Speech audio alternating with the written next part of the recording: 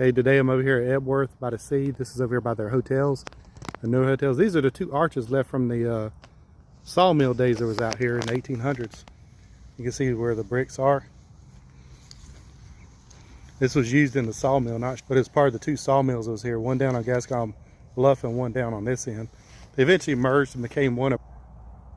Mr. Dart started this one here, Urbanus Dart, and the other one started by Dodge. And they ended up combining in the end. The rebar in there. Look at the brakes.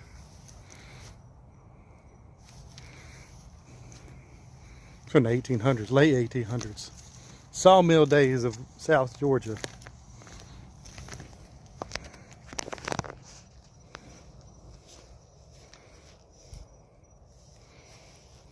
Okay, the lumber mill arches 1874 to 1908. In the years following the war between the states, which is Civil War, Georgia's coast islands were in critical economic condition. Without slaves, plantations, and no longer had an inexpensive labor supply. During this period, Norman A. Dodge and Titus Meigs of New York bought Hamilton Plantation, which included this site, and started a lumber mill. Logs were cut up country on the mainland, rafted and flowed down the Satilla and the Altamaha rivers, and thence guided through the marshes to a pond west of this point. Waste bark and sapwood burned in these arches, produced steam to run the donkey engine which turned the big sawmill blade. They are one of the few remaining visible signs of this great industry that received economic life at St. Simon's Island. This is a picture of the big mill that was located on St. Simon's Island, the one where Epworth hotels are now, the newer hotels.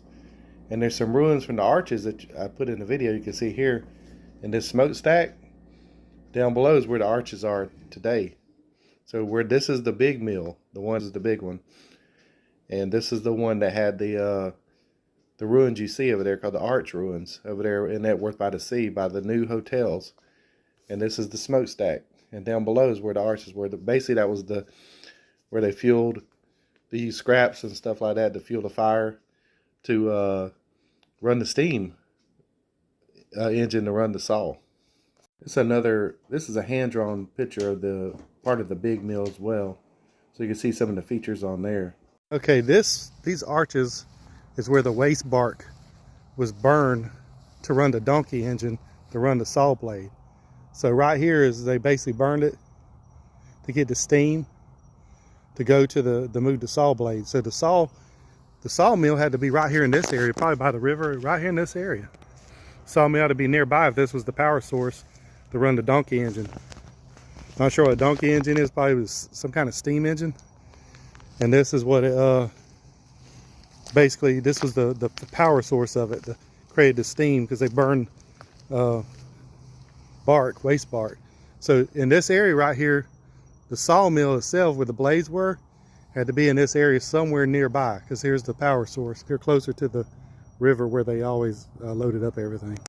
Yeah, you can see the brick there, rebar sticking out, so be careful. Look at that, the layers of it on these bricks. Imagine how hot it got in there to burn that bark to get the steam. Look at that too, that's part of the sawmill as well. Piece of metal. Probably where the saw, think about it, this is where the wharfs were, the docks load up lumber, here and down at Gascon Bluff further down. And right here is probably where they used to have loaded up, probably a big wharfs up and down these area right here. It's got a big hole in it right here by the Frederica River. I mean on Epworth by the sea. You can see the pilings for the old docks over there, see that? The wharfs they used to have back in the day. Look at that. And this right here.